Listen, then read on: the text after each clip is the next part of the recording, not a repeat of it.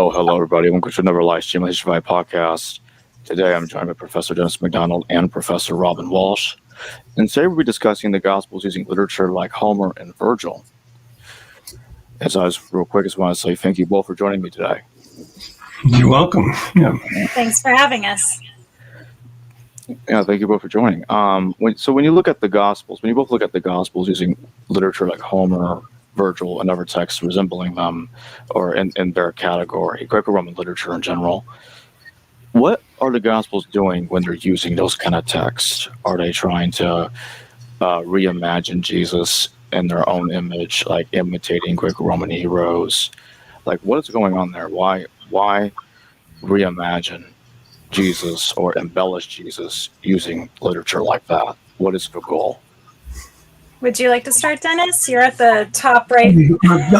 I'll start, but I want to say that I think there are some prior issues before we get to what the Gospels are doing with Greek poetic literature. The first thing to say is that the Gospels have been misunderstood to be biographies or wannabe histories in some way, when in fact they are founding mythologies.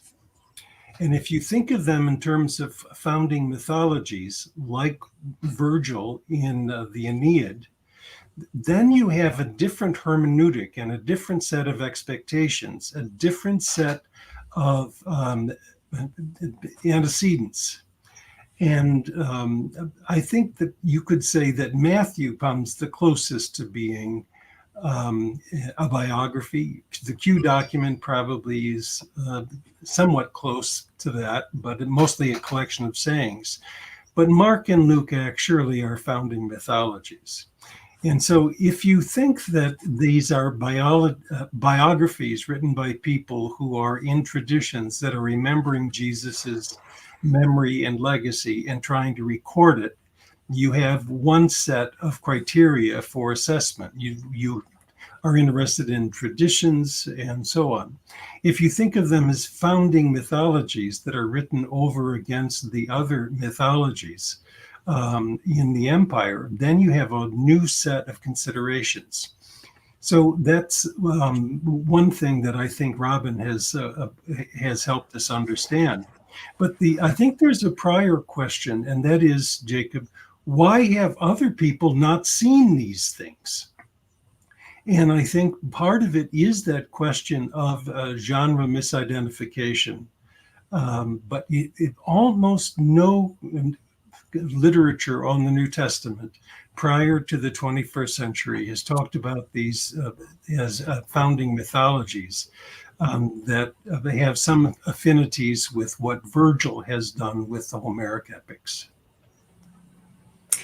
If I could build on that, so I think that it's absolutely correct for us to wonder why we have to ask the question. And one thing I would add to what Dennis has said is that I think there has been a tendency to imagine a context for the writing of the Gospels. And this is something I did talk about in my book on the origins of Christian literature, early Christian literature, which is if you think that the Gospels are recording some kind of oral speech, even if you do think that there are literary elements being, influenced from things like biography or, other kinds of genres along those lines, then you're not going to necessarily look for those literary parallels. And the thing about the gospel authors is that they are still authors. And so one thing we know about being trained in antiquity to not just read, but to also write, especially prose literature, is you are going to go to school. And what are you going to read in school and learn from? Homer, right? And this is something Dennis has worked on, or depending on the time period and the language, Virgil, right? So, and Virgil is mirroring Homer because that's something he also learned. And so if we think about the scope of what's available to these writers in antiquity, it's actually fairly narrow scope. And they're going to have things like exercises where they're to imitate the Homeric style to reflect development, or what we might call character development. So I think if you recognize that, then you start to see, well, of course, the gospel authors are going to use the structures and different kinds of tropes and literary techniques that they learned in school in the first place. And you're going to see that mirrored in the work that they produce. And I think we also have to remember in antiquity, you know, the idea of genre is a very kind of modern concept in many ways. And people would feel free to sample from different kinds of tropes or methodologies and what they put together. And so that's the other thing, you know, they're going to want to indicate to their audience or their reader that they are very well versed in a variety of different kinds of literature, and they're going to pull on the different approaches that they think are going to showcase them in the best way or communicate what they want to communicate about their character. And so whether it's from biography, paradoxography, history telling, you know, one thing about the historians is that they loved telling miracle stories, right? And so they're going to pull on some of those tropes and what they put together. And I don't think there's any way to escape Homer when you're talking about the development of a movement, of a character, an epic, the way Dennis is talking about. Well, and also the way that communities identify themselves over against the cultural capital in their environment. Sure. If they're trying to carve out a new identity, they're going to reshape their characterizations to show the supremacy of their clan and their leader than others. By the way, Robyn, I don't know that I've ever talked to you about the Acts of Andrew. I don't think so. The Acts of Andrew is how I first discovered the Homeric epics. And I got an NEH grant to study at Indiana University in their famed Folklore Institute. And I was looking for folkloric elements in the Acts of Andrew because I thought maybe, and here Helmut Kester comes to mind, maybe there was a Andrean tradition the same way there's a Pauline tradition or a Johannine tradition or a Petrine tradition and so on. And it was very clear to us, to my advisor and myself, that there was no antecedent tradition about Andrew. There were antecedent texts about Andrew. But where did all of these fantastic stories come from? And what gave me the clue is Andrew is crucified on a cross next to the ocean, but he's not nailed to it, he's strapped to it. And he tells the readers to get the wax out of their ears so they can hear what he's saying. And he's now on his voyage to his heavenly home. This is Odysseus at the mast. And when I then started to peel that back, there were echoes not only of Homer, but of Euripides. Also, Andrew becomes a Socratic philosopher. And you can even see the philosophical language that's coming to pass. And this is without any antecedent tradition about Andrew whatsoever. So this is a crafted text, and it's exciting. Really, it's a beautiful, beautiful book. I love doing the edition of it. What was the date for Andrew? Remind me. About 180 to 200. 200. We know that it's got to be before 200. So we're also dealing with the second sophistic, right? Very much so. Yeah. Right. So then you're going to also want, as a writer in that period, to evoke those associations with revisiting Homer, for instance, which was a big part. Plato. Yeah, exactly. It was very interested in Plato and Socrates. Right. So having that kind of dialogue, because I'm thinking about, Philostratus doing the same thing in something like the Heroicus, right? So you're going to have those kinds of associations. That's from the same period and with exactly some of the same impulses. The other thing about genre, Robyn, that but I think it'd be good to make clear to the audience, is Homer was considered to be the fountainhead of multiple genres. It was not just epic poetry. Homer was responsible for spinning out Athenian tragedy. He was responsible for spinning out Herodotus's history. He was responsible for spinning out parodies. So, and the grammarians recognized that. So when they were talking about genres, they didn't talk about characteristics of literary features that constitute the genre. Exactly. They thought in terms of people. Yep. So if you want to, if you want to write a declamation, read Demosthenes. Right. If you want to write an epic, and here's another thing that's fantastic, Jacob. I think you'd enjoy this. When Quintilian is writing in Latin and he's telling his Latin students how to compose their work, he says, start by reading Homer in Greek. Duh. So even Latin literature can be connected to Homer. So the idea of, and you see this in Virgil, the idea of a bios, and that it's got certain criteria and so on, and you can identify them. No, when people were taught to write a bios, they were taught to look at bioi in the past by author. And so I think Drummond has helped us scramble the notion of a genre as an indication of literary impulse.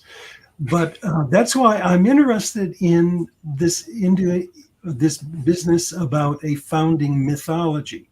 Because when ancient mythologists talk about mythology, they use three categories usually: a cosmogonic mythology, or cosmological, an etiological mythology, or a founding mythology. And the one thing that's wonderful about a founding mythology is that you can use social identity theory in those myths in a way that you can't in others. In other words, founding mythologies are supporting social realities that are distinctive and whatever. One other thing, and I'm sorry, I'm going to really shut up in just a moment, but one of the things that I think is so fascinating, and I'd love to have a longer discussion of it, when people talk about ancient Greek mythology, they usually think of it in terms of oral transmission or ritual transmission, not literary transmission. So what happens when these myths then become incorporated into a corpus like the Iliad or the Odyssey, and then it gets transmitted in a canonical form, as opposed to the flexibilities of oral tradition. And I think this is one of the big missteps of form criticism. They assume that all tale telling is primarily oral, and that but I think it has a different function when it's textualized. I completely agree. And I would also add one thing to the other way that myth gets talked about by some of these ancient authors, which is if they didn't like each other, they would accuse one another of creating myths. So that's the other place that you sometimes see mythos. So especially, they could be doing the exact same thing, talking about some kind of extraordinary phenomena, or phenomenon, and they would accuse one another of writing myths. And so I think that's an interesting thing to factor in as well. I'm thinking here too of Herodotus, who becomes a great model of how to do history writing and some characterizations. But he, I would actually say, is more looked down upon later on. But he also becomes, sort of a counterpoint to Thucydides at certain points. So people will say Thucydides does a little bit less of that kind of mythos generating. He does a little bit less of that kind of spectacular claim that you will find in Herodotus. And so you find interesting ways and gradations of how ancient authors will talk about each other along those lines too. Well, and I think Plato is a great example of it.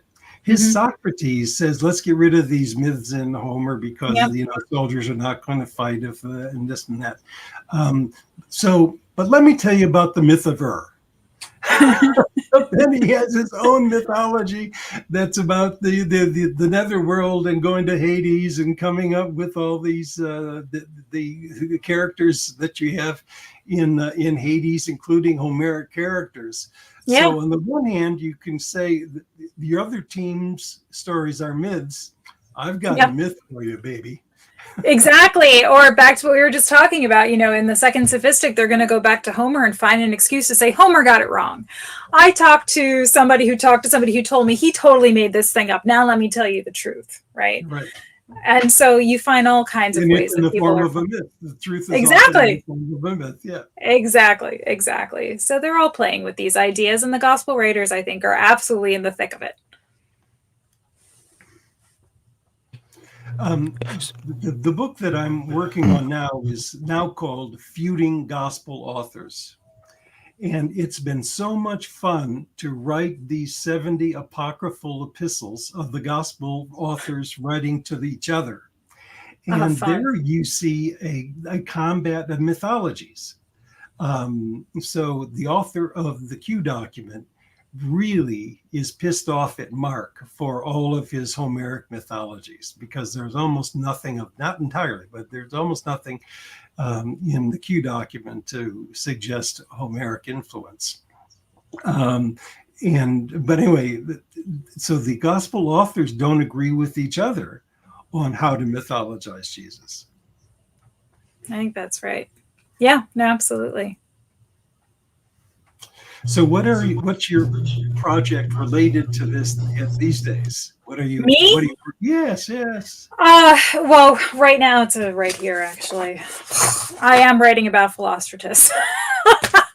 So I guess that I just gave that away. But I'm writing something right now that's due to Monica Amsler. It's been due for a while, and I've been getting a little stuck. But one thing I've been trying to look at is, among the many different kinds of approaches to terminology and content and characters in the Gospels, you'll often get what I consider a theological description of what's a literary motif. So the example I'm going after here is messianic secret, which, I don't know how popular that still is, but I hear it all the time. So this is William Verda's claim that the reason that Jesus in the Gospels goes misrecognized or not acknowledged, or he tells people to be quiet, is because he's trying to delay the recognition that he is the Messiah for a variety of what I think are theological, Christological reasons in Verda's estimation. And those are not literary reasons. Those are about a later concern that he has about the historical Jesus that has to do with the church and its interpretation. Exactly right. Nothing to do with the text. So that's what I'm trying to go after. I'm trying to basically destroy a guy who wrote in 1901. But I'm just trying to point out that you can better see a trajectory that the gospel writers are in if you understand them engaging themes like you find in paradoxography, which is what I think is a characteristic of, as we talked about, the second sophistic. And it's something you see in a later author like Philostratus. And the reason I focus on a later author like that is because one thing I'm seeing, and I won't name names of scholars, but even among the rare scholars who acknowledge that there are themes and shared characteristics between something like the Gospel of Mark and a later writing like Philostratus, they'll say, but the way they talk about faith can't be the same thing. Or the way that they construct these characters can't be the same thing. They may use the same words, but they can't mean the same thing. Or even I will say this, the beginning of the Loeb, I won't say the name of the scholar, but in the introduction to the Loeb edition of Philostratus, they'll say, yeah, there's a lot of elements here that have resonances with early Christian literature. They are inspired by Greco-Roman literature. There's no way that there's a conversation going on between these categories of writing. And to me, that's wrong. And so the more we emphasize that kind of division, both in terms of how we understand characters, but also language and the nature of these texts, the more you're going to continue to be at cross purposes, I think. And I think that something like the Messianic Secret is just one example of where that goes awry, right? So we're still a text written in 1901. We're still replicating that as a model, as if it describes something. And to me, it describes nothing. And in terms of ancient literature, right, we have a whole anagonismus tradition that is the recognitions. Right. And the recognitions start with the mysterion, right? A secret. And then the secret is revealed by means of semea, of signs or Signs. portents. And then somebody catches on and they have an anagonismus. They have a recognition.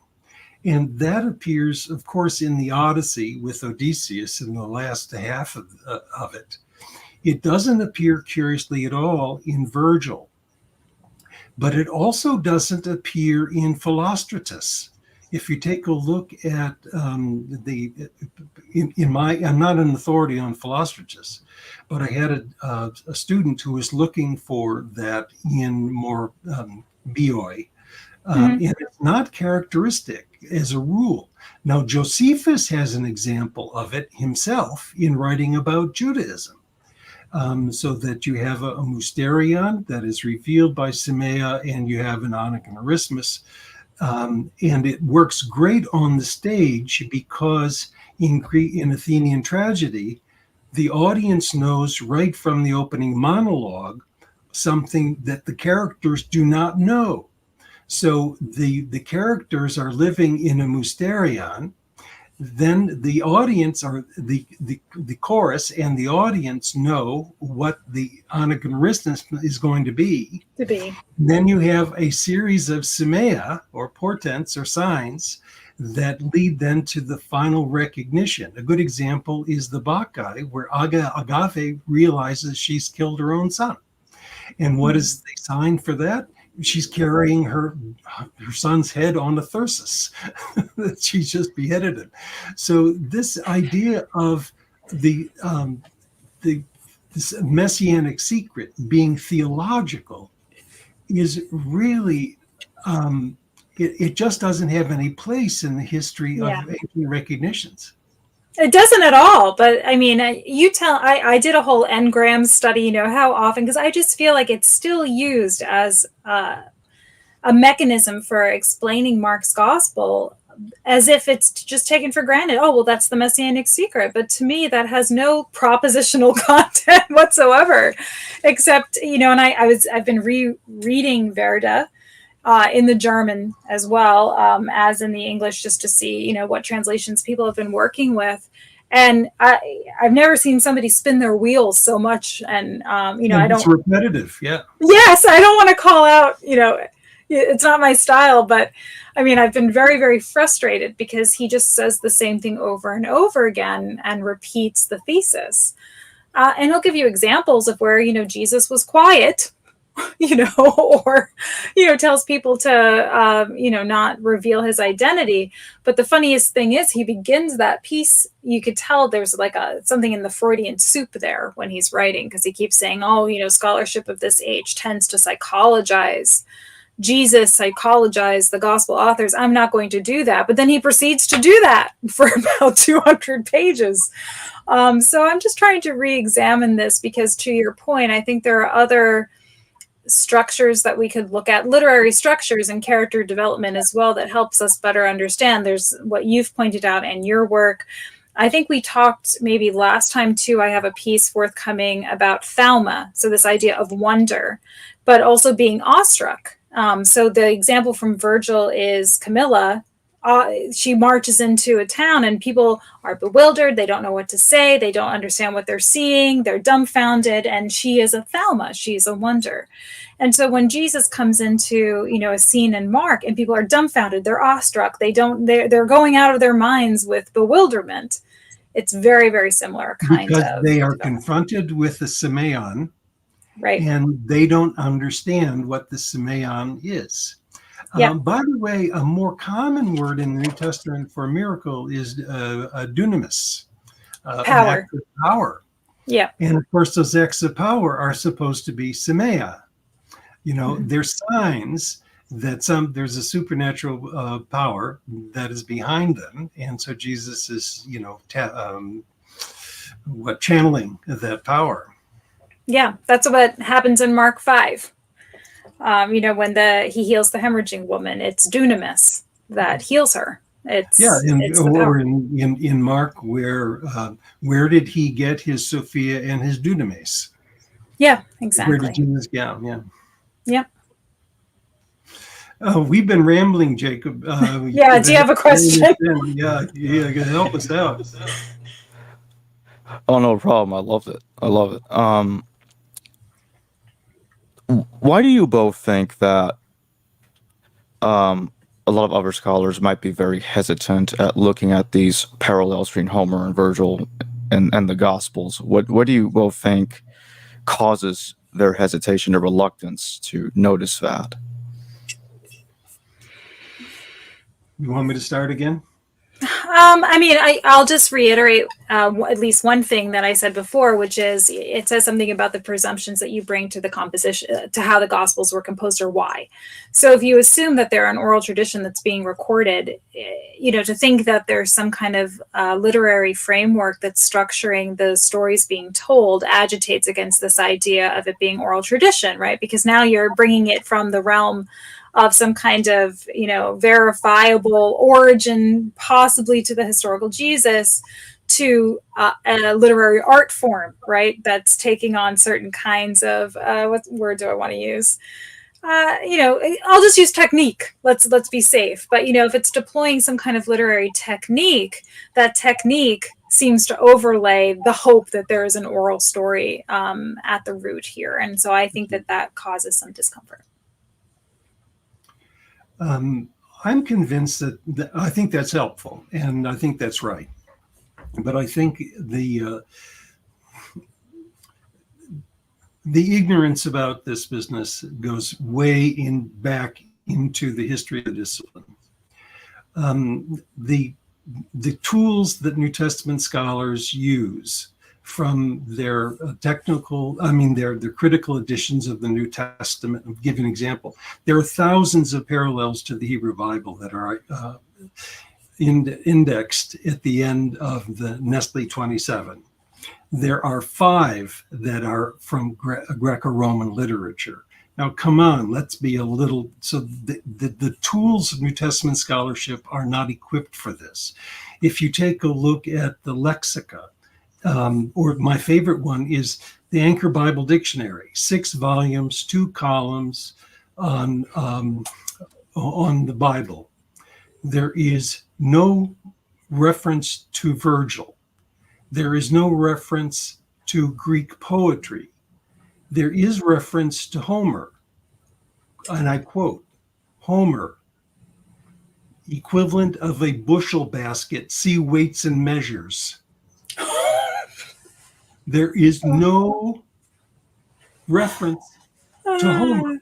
So the history of the discipline is ill-prepared for an assessment of Homer. But there are other things too. Homeric epics are polytheistic. They're written in a more difficult Greek, although it's not as difficult as Sophocles, I'll tell you that, or Thucydides even. But it's more difficult. But the other thing is, the Homeric epics were not available into the English-speaking world until Alexander Pope. So the history of at least European scholarship was handicapped by not knowing Homer at all. And in the West, where biblical scholarship became more important than in the East, Homer was lost. There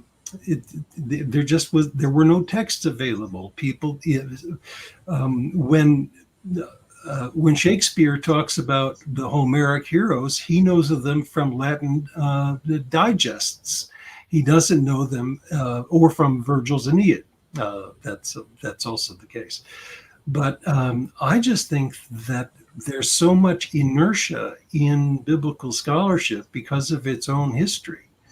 And students of the New Testament have enough to do without having to learn dactylic hexameters and reading Homer and understanding Greek mythology. So I'm sympathetic to that. Fortunately, Robyn and I both went to a program that prided itself in understanding Jewish and Christian texts in the context of Hellenism. And that's not the case in most universities, and it's really not the case any longer in Harvard, as far as I can tell. So we were in a pretty privileged environment, and that allowed us to find some things that otherwise would be invisible. I think that's right. And you bring up an interesting point, too, that this might be a little in the weeds, but something I've been thinking about more lately, too. You mentioned Thucydides. Thucydides became quite popular in the 19th century among British scholars, German scholars. But if you look at antiquity, people are talking about how hard he is. You can't really read Thucydides without a commentary. And a lot of people aren't reading him. He's not that popular, but he becomes popular in the 19th century. Yeah. And over against Herodotus, who starts to get relegated to how do you teach schoolboys, and, boys on purpose here, but how do you teach schoolboys not only about, funny Greek history, but ha, ha, ha, these are funny stories, enjoyable stories to translate. Basically, Herodotus gets delegated or relegated, I think is the word I should pick, but to, like children's literature. And so then everybody's championing Thucydides. Well, if you compare Thucydides to the gospel, you see some cosmological parallels and some things like that, but it's a very, very different kind of writing.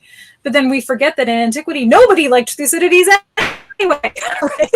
So we probably should be reading Herodotus, but it's these kinds of layers to understanding the history of interpretation that, like you say, if you're not versed in it, you're not going to necessarily know where to look. Well, as recall, Lucian liked Thucydides more than Herodotus, but Lucian's an exception in all kinds in a lot of different ways. Yeah. Yep. Yeah, absolutely. Yeah. I want to take some super chat questions real quick. I'm going to start with Michael E. Thank you for your super chat. Many of the greatest writers ever, from Dante to Tolkien, love Virgil and love the Gospels. Did they miss or ignore the similarities you say exist? So who wants to go first on that? I'll take Dante. I know more about Dante than Tolkien. Dante didn't know Homer, but he was a Virgil fanatic. In fact, Virgil was the guide to some of the netherworld for Dante. And so Virgil was his schoolmaster, if you will. And so a lot that you find in Dante comes from Virgil, especially book 6, where you have Aeneas going to the netherworld and seeing the torments of the wicked and the promises of life and so on. I do know this about Tolkien. Tolkien was interested in the mythologies that lay behind these texts and not in the text themselves so much. So my understanding is that Tolkien would not be like Dante in evoking the text of the Aeneid, but more kind of sapping out the sap of mythology from what he had seen in Virgil and also in Homer. Am I correct that Tolkien had basically a contest with C.S. Lewis that they came up with at the pub? I've been to that pub. And so they basically had a savior off with their own epics. So I think that you're looking there at an attempt at borrowing from certain kinds of characterization from the Gospels, less specific details from the Gospels. And so whether it's Aragorn or the lion, in C.S. Lewis, what you have there is a meditation on that kind of character development. Well, and also, I should have said, Dante certainly knows the Gospels, but he knows them from a kind of Catholic schooling. And so they're very heavily theological, not very literary. The literary stuff is more like Dante, like Virgil. Marabara, thank you for your super chat. Bless these progressive scholars. Know that you are appreciated. Jacob's channel is on fire lately. Well, thank you, Marabara.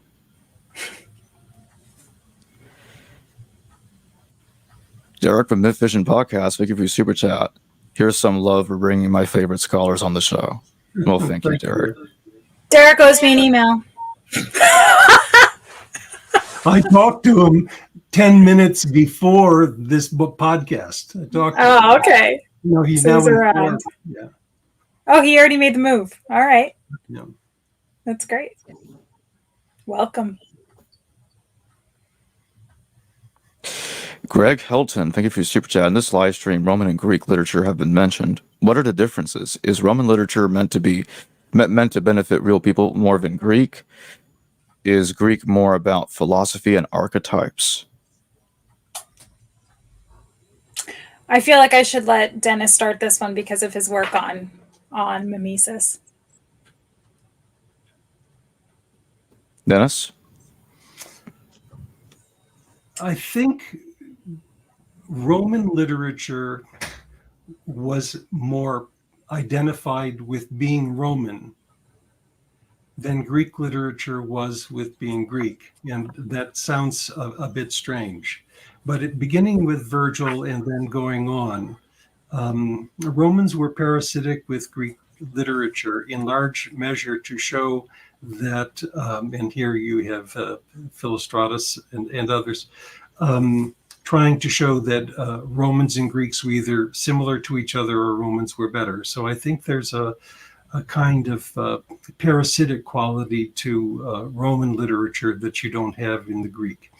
I think the great value of the Greek literature is the way it taps into human experience and how it deals with death and grief and love and disappointment. I just find my soul addressed better by Greek literature than by Roman literature, which I feel is often pretty political. Whereas the Greek, I think, is more humanistic. And by the way, I think this is a tribute to Emily Wilson's new translations of the Iliad and the Odyssey, because I think she is quite good at understanding what I would call are the pragmatics of poetry and not simply the philology of poetry. And I think she's in many cases captured the humanism of Greek literature. And I usually don't feel touched that way. Now, Lucretius is a different animal, and so is Ovid. Ovid can also deal with some of those deep human issues of loss, death, transition, and so on.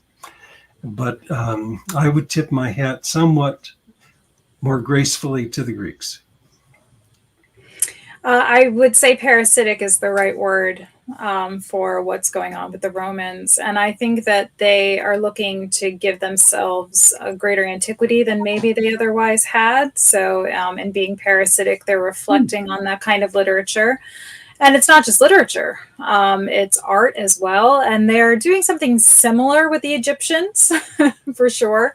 But they're looking for a greater antiquity than maybe they otherwise had evidence for, and attaching themselves to a storied intellectual history, but also artistic history, philosophical history, and creating this idea of Greco-Roman, right, literature, because they are borrowing so heavily from that tradition, for sure. Don't you think, Robyn, that a part of it has to do with the patronage of Greek literature as opposed to the patronage of Latin literature? That is, so much Latin literature has clear patrons that often have to do with the imperial household or the empire and so on. Whereas the patronage of the epics, as far as we know, has more to do with local households. They are the bards that are singing to entertain families and so on. I haven't thought about it very much, except just as wondering whether patronage plays a role in the production of this literature. And I'm sure it must, but I haven't charted it out. I think that could be one way, I think, for sure, to think about how to chart it out. I also think about schooling as well, because there was a certain, I think, social cultural cachet would say sending your sons to Athens to be educated or keeping them in Rome. Beyond that, it starts to get a little bit, you get some xenophobia beyond that. But I think that also has to do with those kinds of networks as well. And so I agree. Yeah, sure. Yeah.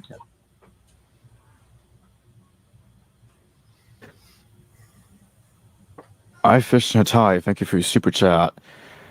The Iliad, 15,700 lines. Odyssey, 12,000 lines. Aeneid, 10,000 lines. Longest gospel is Luke, 1,151 lines. There may have been similar hero arcs, but I do not see enough similarities to say they use them. So which one do you want to tackle that first? Well, I love A Fish in a Tie. So I don't know whether I should call you Fish or not. But I think the thing to take seriously is when we find prose imitations of Homer, many of them are shorter than Luke. Take a look at the writings of Lucian, for example. Or you have also Jewish imitations that are always shorter than the antecedents. And so that's one thing to say. Another is writing dactylic hexameter poetry is extremely more difficult than writing prose. And so people are not going to try to rival the Iliad and the Odyssey very much, at least not in poetry. So I would say that the length of a document is not a good barometer for understanding mimesis. And this goes back to, what we started with the conversation with in terms of training, right? It's not about a one-to-one correlation as much as it's about how does anybody in this period learn about how to construct character or plot.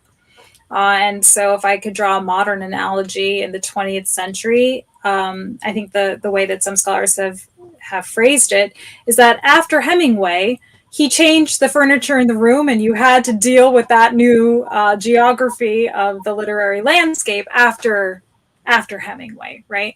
So he changed a certain way of describing characters, of plot structure. And so you see many writers after Hemingway say that they read Hemingway and studied him to understand how to do their own kind of writing. And so again, the kind of trope among writers is to say you're either writing like Hemingway or against him, but you're aware of him, right? Because you have to contend with him. And so there are just some writers, and we can use the word canon here, I think, that become part of a literary canon that have to be dealt with, whether it's because it's how you've been educated or it's because they are the dominant voice in whatever field you're in. So I think that when you're talking about Virgil and Homer, it's not quite about how long something is, but how much you can see the reliance of the author on the kinds of structures that come before them. One of my favorite Jewish pseudepigrapha is the Testament of Abraham. Mm-hmm. It is a hysterical story. And people have written whole commentaries on the Testament of Abraham without mentioning anything out of classical literature. And yet as soon as you read it, you see, here's Plato, here's Homer, and the Testament of Abraham is half the size of Luke. So this is a game people can play with text of any length. I agree. So here's a question I have for both of you. If y'all were to pick which parallels between Greco-Roman literature and the Gospels that y'all respectively found amazing, like perhaps the most amazing, if y'all have such a thing, such a selection like that. I suppose, Robyn, you can go first. Like, do you have something in mind that comes to mind? Like, what sticks out to you as one of the most amazing parallels you've seen between Greco-Roman literature and the Gospels? Okay, so my first instinct, but you're specifying literature, but my thing is that I think they're reading the letters of Paul, which means that they're reflecting on philosophy, which means that they're also looking at Plato. So I think that that is, if we want to consider philosophers part of this, then that to me stands out very starkly. Sure. But thinking about literature, I think that, you know, some of the work that Dennis has done on Homer is extremely convincing. And then the other thing that we've talked about today a little bit is that, to me, that characterization of misrecognition in something like Mark, and what you find in Homer and in Virgil, the misrecognition of the hero, the signs and the thalma that are, you know, attached to the hero in those narratives, that to me is definitively part of that epic tradition, and they're reflecting. And on that, the other thing I would say, just to add something else to the mix, is that there are elements of the biographical tradition that I think make their way into something like Luke. And so when you think about how cosmic signs are a factor for many of these authors, that's something that you're going to find in Luke for sure. But other kinds of parallels to the student being greater than the teacher, which is something you find in, say, Plutarch, all of those are factors, I think, in how different gospel authors make different choices, right? So it's not that all gospel authors are doing necessarily the same thing. I think that you could look at each one and say that Mark is a little bit different than Luke, but they're both drawing on different aspects of that literary tradition. Dennis? I'm not going to mention the one that I think is clearest, which I think is the Gerasene demoniac and Polyphemus and Circe. And I think another one is the woman who anoints Jesus for his burial, of which is said, what she's done will be announced everywhere. And the name Eurycleia, the Homeric model, means renowned far and wide. The one that I think is most impressive to me and the most important is the crucifixion of Jesus and the death of Hector. Where else do you find a justification for Jesus saying, my God, why have you forsaken me? When Hector turns to Deiphobus, his brother, for another spear, he realizes that now Apollo has abandoned him and he's going to die. Then what happens? Jesus expires and breathes his last and dies with a shout. So does Hector when he dies with a shout. 3 women are watching Jesus die from a distance. So are in the Iliad, Hecuba, Andromache, and Helen. Then Priam has to go and rescue the corpse of his son from Achilles. And Joseph of Arimathea, by the way, Joseph is the name of Jesus's father in the tradition, and Arimathea means excellent discipleship.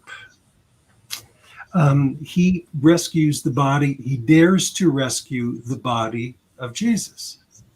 Now, the difference is what the Greeks would call a synkresis. It's a comparison, whereas Achilles tells Priam, get over it, get a good night's sleep and a meal. You're not going to be able to raise him back to life. Jesus rises back to life using the same word in Mark that you have in the Iliad.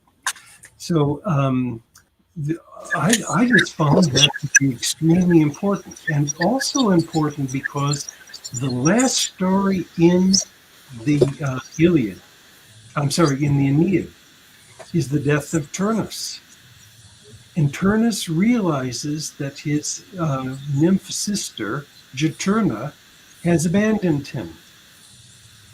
And then there's a death and so on. So I think this is so striking, and it explains this curiosity about, my God, why have you forsaken me? Now the reader knows that God hasn't forsaken. And we find that out because of the resurrection. So that is one that I think actually is preachable. Now, as an atheist, I'm not going to get into a pulpit, but I think the synkresis there is really quite striking.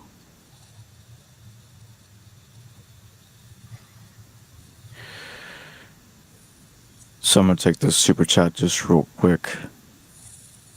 This is kind of an off-topic super chat. Let's take it real quick. Occult Examiner, thank you for your super chat. What do you think of the teachings of Dr. D.C. Alman Hillman? I don't know. I don't know. Yeah. Sorry. Right, like I said, that was off-topic. Here's a question I want to ask you, Dennis, real quick, and then we'll carry it on from there. When you looked at the Acts of Andrew, where you started noticing the Homeric parallels between the Gospels and Homer, what kind of parallels in the Acts of Andrew that you saw between that text and the Homeric epics that really caught your attention? Well, one is the Acts of Andrew and Matthias in the city of the cannibals. The city of the cannibals is called Myrmidonia. That's the town of Myrmidons that appear only in the Iliad. So that would be an example. The problem with that is that story is written by someone else, but I think a collaborator on the Acts of Andrew. But there are others that I think are really quite amazing. The name Andrew in Greek means courage, manliness. He also was a fisherman, and therefore he plays the role of Odysseus quite a bit in his voyages. There's this business about him dying on the cross at the edge of the sea, strapped to it, and telling his audience that they need to wipe their ears to hear what he says and to join him on his voyage to heaven. But then you also have a visit to the netherworld. You have, actually, it's been, 30 years since I worked on this, so I probably have to rummage around in my mind to find some of the other examples. Oh, another is that he also plays the role of Heracles quite clearly, and also of Plato, so of Plato Socrates. So it really is a grab bag of mimesis.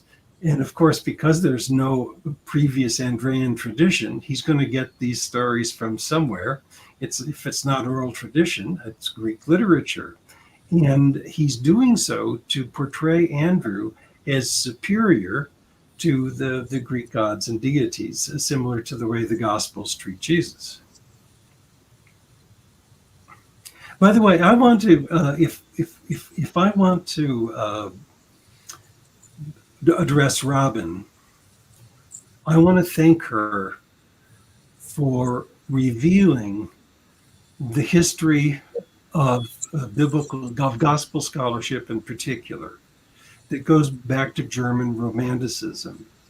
And I saw this myself when I was at that Institute of Antiquity and at the Institute for oral tradition and legends and so on. And so I was, when I first read your work, Robyn, I thought, I wish I had written this book because I'd been thinking about these things for a long time. You know, when you said you were at the Folklore Institute, my insides went, you know, exactly. Yeah, I can imagine. That's what it was. And because the Romantics were really interested in folklore and national identity that's created by folklore more than literature. Yes. And so you have this romantic attitude toward oral tradition and the social identity that really has shaped so much of gospel scholarship. So here are things that Robyn deconstructed for us that I think are so important. The notion of community. We shouldn't be talking about gospel communities. We should talk about gospel readerships. And that's one of the things that Robyn has helped us understand. We shouldn't talk about the crafting of identities by means of oral mythologies. We should do it in terms of understanding the literature, the way literature was crafted in order to compete with recognized textual authorities in antiquity, especially Homer and Virgil, but other texts as well. So Robyn has laid groundwork that makes a straighter and a smoother road to mimesis. And Robyn, I'm really grateful to you for that. That's incredibly kind of you to say. You've been doing this work and trying to help us see these patterns. I quote you in the book because you've been helping us see these literary parallels for a long time. And so thank you for your work in this area too, because, you know, as I say in the book, I'm not the first one to note that there are these literary parallels, but what you've done is normalize making those comparisons, because often what you find are how odd that these things seem shared, or how odd that there are these parallels. And then people would move on because they assume oral speech or they assume community construction. And I think one thing we all have to be very attentive about in the field, and this goes a little bit back to what I was saying about Verda, how much influence he still has, you know, writing something in 1901 and it's 120 something years later and we're still using him as a model, which is that, you know, these gears turn slowly. And so we are still steeped in much romantic thinking about communities and about folklore and about shared identities that I think need a lot of re-examination because they cause a lot of mischief. World War II being one of them, you know, in the extreme example, but the kind of nationalism that can also get tied. Yeah, right. And it's about more than just looking at some biblical texts and comparing them to Homer, right? That's one aspect of what we're talking about. Of course it is. Yeah, right. Yeah, it's actually has much broader applicability to even some of our problems today, right? That we have to look at beyond the academy. If we had the opportunity, I'd love to talk to you about David Litwa, because I think Litma is making some of those same mistakes. Wow. And so we could get there. Yeah. Or bring him on, talk to him about it. Yeah. Yeah, that could be like a follow-up where we get all three of you together. That'd be is that something maybe we could look into? Yeah. But I do have a similar question for you, Robyn. What caused you to go on this journey of noticing these literary parallels? What launched your journey into that? Oh, well, this is interesting with Dennis here. So part of that had to do with, I mean, the literary came from classics. So, you know, there were a lot of texts that I learned on, including the Medea, that I remember once convincing myself that Paul was quoting the Medea, never mind the Gospels. You know, I would automatically see these kinds of resonances just because of where I came from. And some of that could just be, you know, having read similar texts, you know, close to having read the Gospels, right? But I came from a tradition where I understood character formation, description, philosophy before I came to the Gospels. And so I had a little bit of a reverse approach where I wasn't coming from a theological perspective and then trying to bring in a Greco-Roman context. I was already in that context and I was marrying the Gospels into that kind of literature already.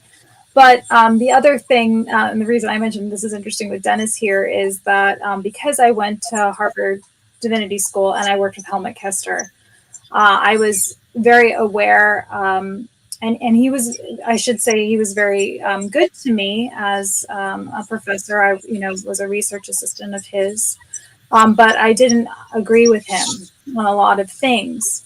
And, you know, he had a very kind of Lutheran perspective on Paul, for example, that I really struggled to follow along with his justifications for how he read both the Gospels and Paul quite often.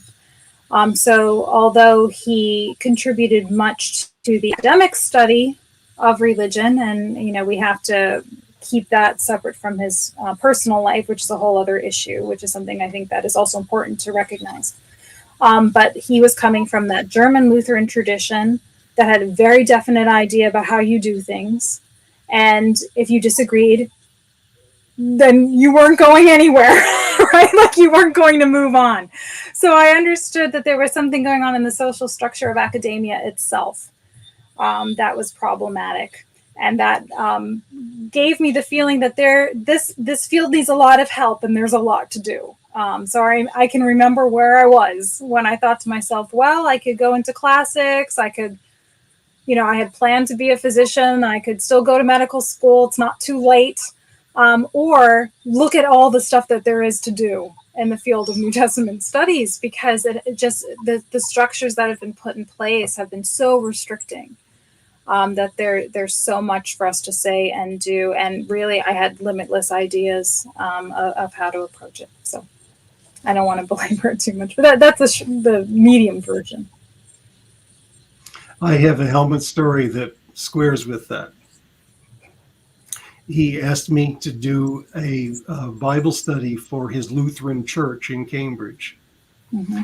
because I had done something in a seminar on Paul that he liked. So I gave the presentation and he did not like it. And he let me know quite clearly that he was not Lutheran enough for that Lutheran church. Mm-hmm. You're in big trouble if you didn't do. I can remember, being terrified that if you got it wrong, because he would just never talk to you again. If you did something that he really didn't like, he would just ghost you and ice you out. So he didn't do that, but he was not happy. Yeah, he let you know when he was unhappy. Did he maintain that even if somebody changed their mind? I don't know. Dennis might know. I mean, I know people he stopped talking to, but just wondering. There's another trait of Helmut, and we don't want to spend all of our time bashing Helmut Kester because we learned a lot from him, and he was a generous human being, at least to me. He would get certain, as the French would call it, he would have an idée fixe. He'd have a fixed idea about a certain issue. And instead of pursuing it himself, he'd get doctoral students to do it for him. And almost always they didn't pan out, that he was letting his imagination get ahead of him and he didn't do the work himself. And so several times I had myself to bail out students who had failed starts with Helmut's projects. And at the end, then Helmut himself disowned the student. So he played pretty rough football. He did, yeah. It was a learning curve. It was an interesting way for me to enter the field, for sure. Yeah. But we both learned a great deal from him, and yes. He was very invested in his students, and so we can respect him for that. But my chapter on romanticism is basically my reflections on that time of my life. So reflecting on the influence of the German Academy on the field was based on, I was with him for 3 years. So it was based on those 3 years of being his research assistant and student. And recognizing that I was in that structure that you're describing, like I had to tread very, very carefully, even and keep disagreements to myself, right? Until at one point I wanted to write a book about why Rudolf Bultmann got it all wrong. You can't do that. But he didn't get it all wrong. He just got most of it wrong. Yeah. Mm-hmm.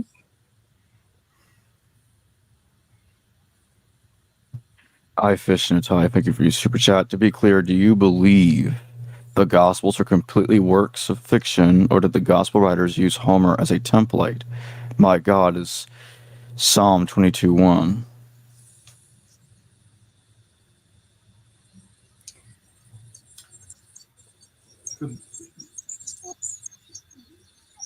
Well, I'm just going to start out with a banality. you're quite right that Psalm 22:1 is informing, my God, why have you forsaken me? And neither Robyn nor I would have any interest in removing the importance of Judaism on gospel compositions. That's not what this is about. But Judaism itself was Hellenized at the time. So we're not talking about the religion of the prophets.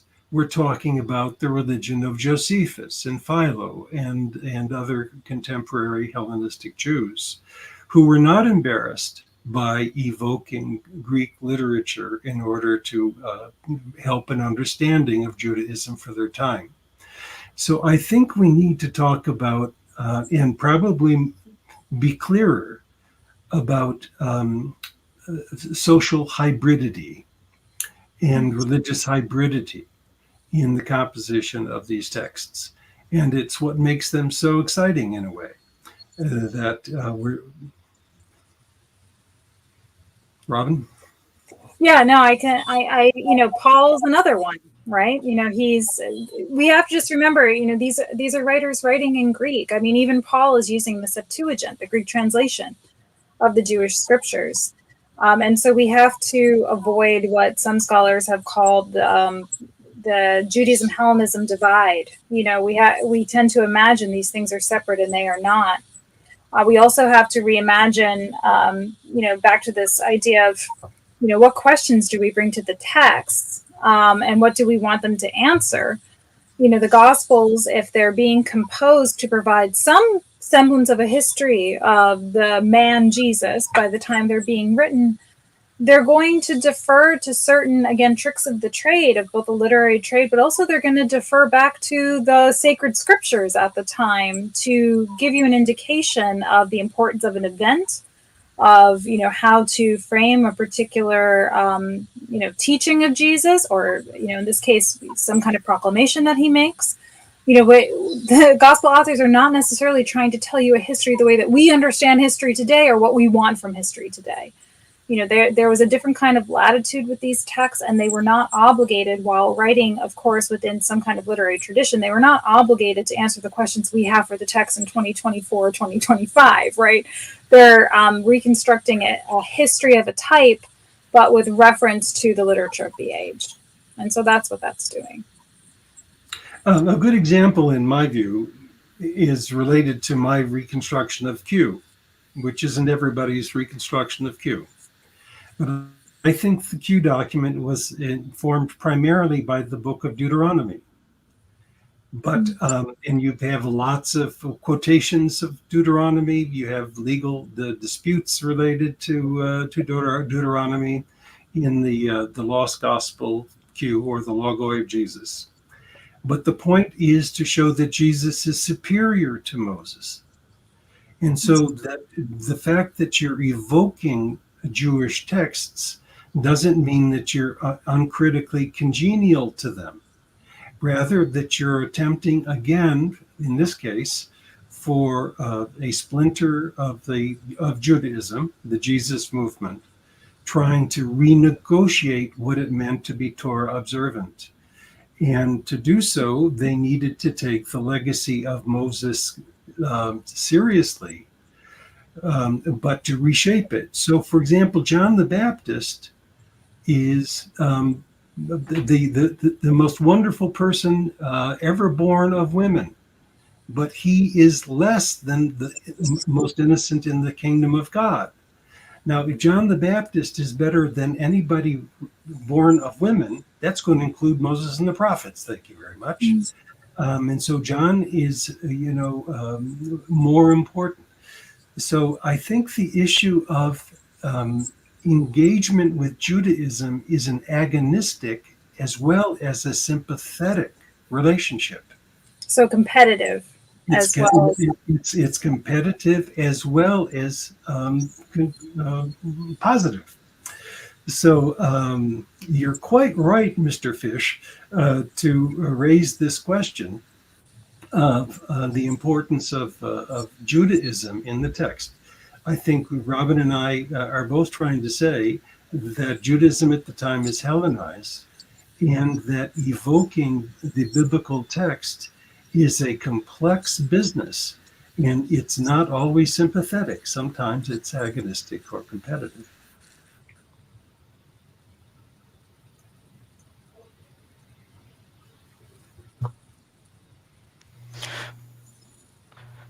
Mike at the net, thank you for your super chat. Greek literature was considered elevated in Rome. Oh, yes. Y'all have thoughts on Yes. that? Sure. Yeah. Yeah. Yep. Do you want to say anything else about it? I mean, yes, it was. I mean, as you get later into later antiquity, maybe you could start making some different claims. But yeah, Greek literature was still. Mike, let me give an example. Quintilian's writing in Latin, and he's trying to help new lawyers craft their argumentation for the law courts. Mm-hmm. And he expects them to be able to write in various genres. And when he says if you want to learn how to write a disputation, look at the disputations in the Iliad. There are more disputations in the Iliad than there are in the Aeneid. So, and Quintilian does this over and over again.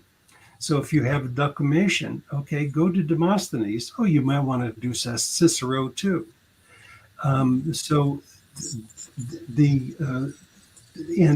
Even Virgil acknowledges that the Greek literature has more power than Roman literature, but Roman literature is more fitting for empire.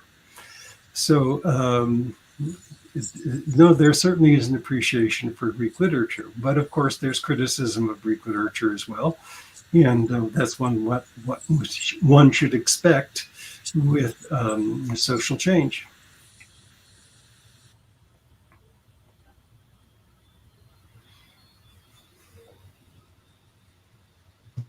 Michael Apple, thank you for your super chat. Might have missed the discussion, but has similarity in ideas of the afterlife and the Aeneid and the Gospels been mentioned?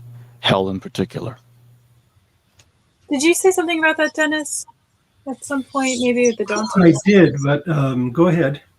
Oh no, I actually don't study hell that much because it freaks me out. So I stay away from that topic because I don't want to stew it. Okay, this is, Michael, this is a very complex question. I'm going to give you an outline for it. The Homeric afterlife was divided into 3 different sections. For those who were lucky and blessed, it was the Elysian Fields.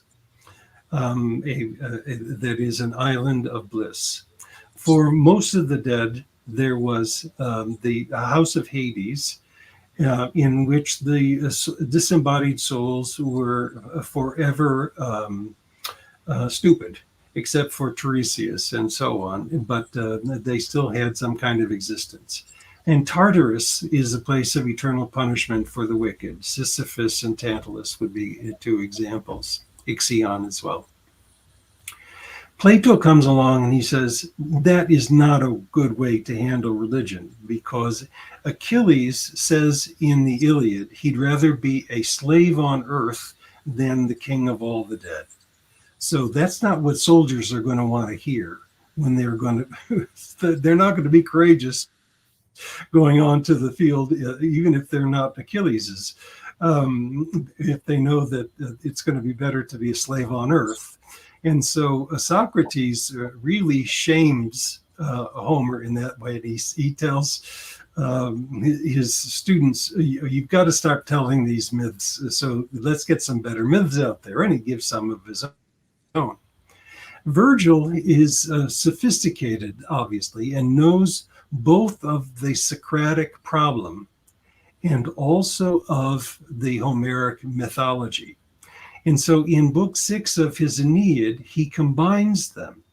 And by the way, this has happened also earlier, and that it also happens in Luke Acts, where you have a combination of the myth of Ur, for example, and the Nicaea in the Iliad. And Virgil's very good at doing that. Now, the difference is that neither in the Iliad nor in Virgil do you have an afterlife. That is, can you escape your plight? And so that's not possible. But it is in Plato with reincarnation, that after 1,000 years, your soul then can make a choice about what its destiny is going to be, and you can come back.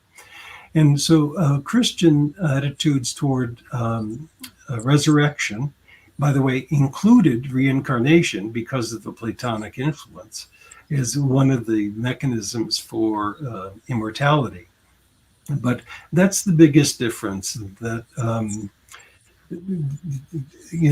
for the Platonic, it's world, it's that's it. Where you are is not going to get any better. With Virgil, you also have some indications of reincarnation. It's not firm, but the reason that that's important in Virgil is that Aeneas can talk to his father, and father gives predictions about what's going to happen to the Roman Empire. So it becomes politicized in Virgil. But later on, Christians are borrowing from Judaism notions of, and also Dionysian religion, attitudes toward resurrection and reincarnation. So that's really Religion 101. I'm sorry that I can't be more explicit.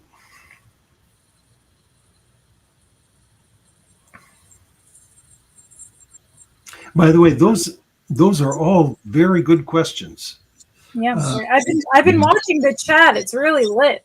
It's Jacob, Oh, yeah. you really are touching a nerve. Yeah. Oh, thank you. Michael Leon, thank you for your super chat. Wilson's Homer translations for the first time reader. I think it's excellent. Yeah. I have problems with some of it, but I think it's ideal for a first time reader. By the way, the staff of New York Times, I just saw this in New York Times 2 days ago, or yesterday.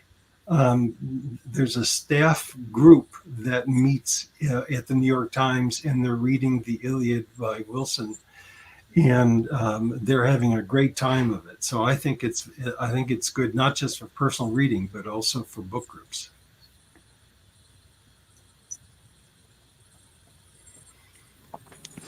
Beyond Doubt Theology, thank you for your super chat. Can't believe I'm late to this. My question is, why is Dr. Walsh right about her thesis, and when will Dr. MacDonald change his mind about oral compositional transmission of the Gospels? I think that's at Dennis. I don't understand that, beyond doubt. When will MacDonald change his mind about oral composition? I thought you did agree with me. I did agree with you. Yeah. So I don't think the Gospels were orally transmitted. I think they are literary projects, sophisticated ones, as a matter of fact. I agree. Yeah, I think they're far more sophisticated than they're given credit for. Bible Theory, thank you for your super chat. Is Paul or the authors of Paul's writings using Plato and works like the Bacchae in his writings as well? Yes. I think that he is very well versed in Platonic philosophy. And I would actually class him among the Middle Platonists. There's a scholar named John Dillon who wrote a book called The Middle Platonists, and actually he should include Paul among them. But there were only a handful of them that whose writings survive. Philo is arguably another. But what he is doing is using some of the ethical constructions that are provided by Plato and combining them with the cosmology of the Stoics. And to just give you one example off the top of my head, Paul has a tripartite soul, in Romans, for example, and in his other letters, he definitely has a conception of the soul that corresponds with But he even uses the same language of the anthropos, so like the little man inside of you, which is something that Plato does too. So he's a very good Middle Platonist. He's definitely reflecting on this text. I've often thought, I don't know about the Bacchae, but I've often thought that he might be using something like the Tablet of Cebes as well, but I've never been able to prove it, but it's always been a suspicion of mine. So he is using that material for sure. The Acts of Paul actually presents Paul as a new Dionysus. But I don't think Paul knows the Bacchae. But I think Robyn's assessment is right on target. That is, apart from Aristotelians and Epicureans, if you're a philosopher in that period, and if you're an intellectual, you're a Platonist. Yes. And then there are various versions of that Platonism in Stoicism and also in Cynicism. That has Platonic roots as well in the Socratic character of criticism of wealth and so on, and pretense and so on. So I don't know that Paul read anything by Plato, but if he ever had a sip of wine, he's been exposed to Platonism. Yeah, and this is kind of what I was saying before. Like, I think he knows about Medea. I don't know if he's quoting Medea, but, you know, and especially when he talks about what Emma Wasserman has written about the death of the soul, I just want to make sure I give her credit. But when he talks about extreme immorality or internal struggle, I wouldn't be surprised if he's aware of the Medea there as well. I haven't thought of it. Yeah, I'll wait to see it. It's on the list. That and the Tablet of Cebes. Someday I'll write those two.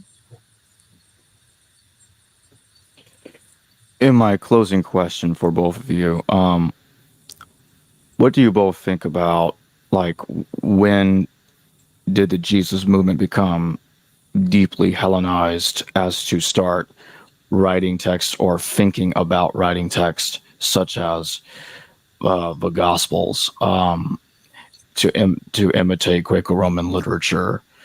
Was the Jesus moment? Let me rephrase that. Was the Jesus movement always deeply Hellenized like this, or did it become like this after his death? What are y'all's thoughts on this? That's a good question. You want to go first? I tend to think I'll be interested in what Dennis has to say, but for me, I have a difficult time reconstructing much of the Jesus movement before Paul, and Paul certainly Hellenized.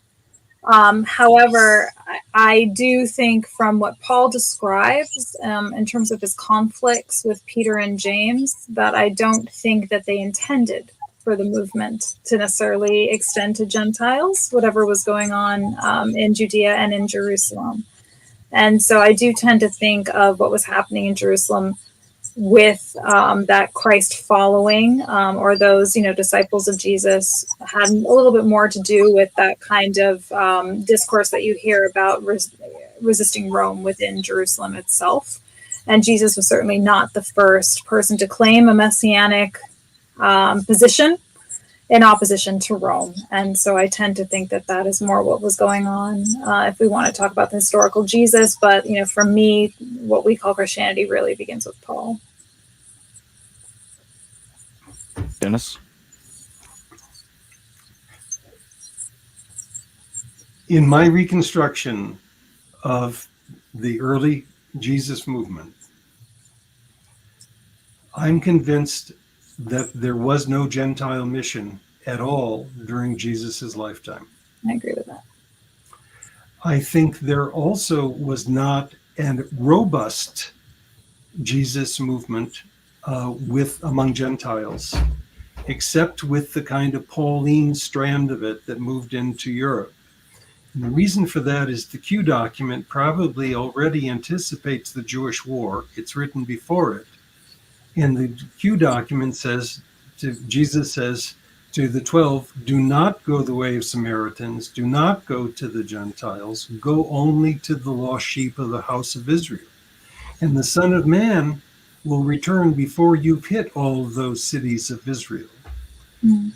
What is clear is that, in my view, Pilate killed Jesus not because he was a Jewish king of the Jews or Christ. It's because he was the spokesperson for social unrest, the same way John the Baptist was, and was trading on the resentment that many Jews had, having been marginalized by strict Torah observance, like from Pharisees, and by exploitation of the Jerusalem temple, which Josephus is clear about. That it was exploitive.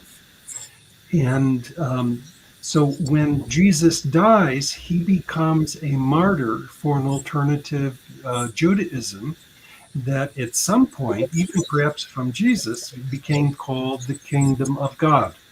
Even Paul uses the expression kingdom of God as an alternative political metaphor. Now, with a martyr,